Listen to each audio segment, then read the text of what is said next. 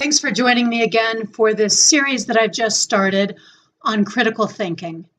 This is all about building your mental might and getting rid of habits that you may have formed that cause you to do lazy thinking.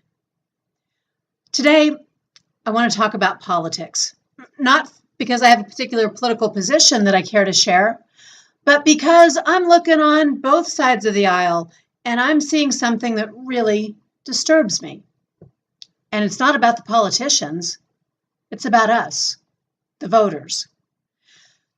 See, I think we have a big responsibility to think critically in a democratic process. And that has a lot of implications. When we don't do that, we find ourselves victimized by politicians and power and corruption, so that pretty soon we can't even sort out what's legitimate, what's not, who's advocating for us and who's working against us. When we think without being critical, when we're not evaluating, when we're not using our own abilities to examine a situation and draw our own conclusions, well, our votes are meaningless. We're just doing what somebody tells us to do for no other reason than because we've been too lazy to allow ourselves to be challenged.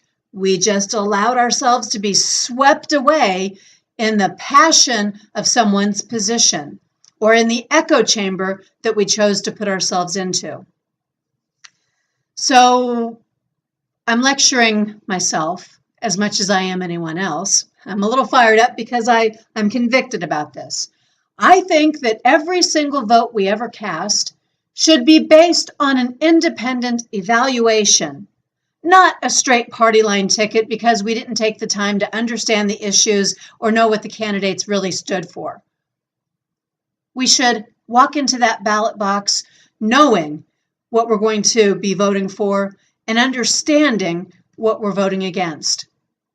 I think that we should also take steps, deliberate, intentional steps as voters to see through the propaganda. And there always is propaganda. I'm doing a whole separate video about propaganda, so check that out if you want to know more about it. But any time that someone is saying something loudly, frequently, emotionally, maybe we ought to look a little closer. We want to see what people are saying logically and factually too. When we are good critical thinkers as voters, we have to understand that not every politician is doing what we ask them to do when we put them in office. Sometimes they're doing what others are asking them to do. That could be lobbyists, it could be special interests, it could be other people in their own political party. It could be who knows what. It's supposed to be us.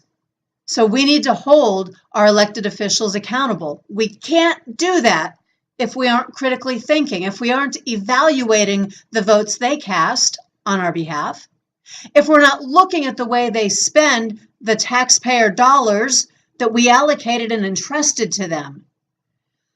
We can't do it if we allow our emotion to override our reason. In fact, sometimes we might have to be the voice of reason in the circles that we travel in. There's plenty of emotion out there. We don't have to do anything at all to stir emotion. It comes naturally to us. And the politicians, they've figured out how to handle our emotions and even manipulate our emotions. But we need to be the voice of reason to get that counterbalance in there. Now remember, I'm not making a political statement here. This is not about left, right, independent, or any extreme. I believe this is universally applicable to all the politics and all the politicians that we've put in place. Okay, so we're going to start demanding proof. We're going to start asking for the logic behind the decisions that they make and the platforms that they take. We're going to ask them to outline practical plans instead of making promises and putting platitudes out there for us. And we're going to also hold the fourth estate of government accountable, not just the executive, the judicial, and the legislative branches, but also the press.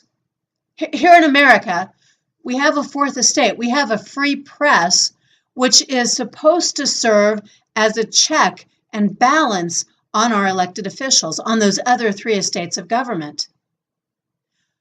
But if our press is not objective, if our media is not telling us all sides of an issue, then we need to hold them accountable.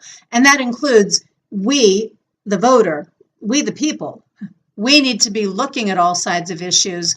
Otherwise, how will we know whether or not we're getting the full story? That might mean accessing sources of information that don't align with your beliefs. I put myself through this for about 3 months just to see what it would be like, what I might learn, what kind of nonsense was out there.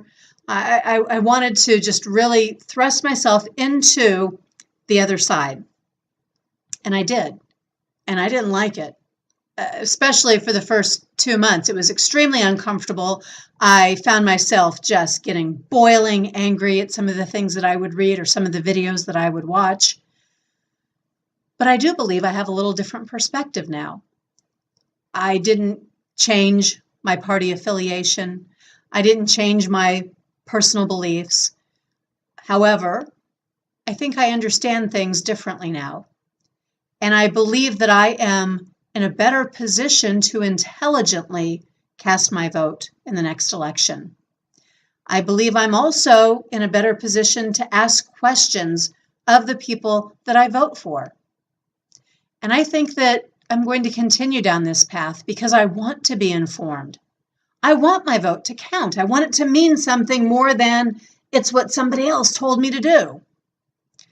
When we do good critical thinking and we evaluate and we don't get caught up in a tidal wave of propaganda or other people's opinions or emotions, when we add critical thinking and balanced reasoning, we have an opportunity to truly reclaim the power of the people.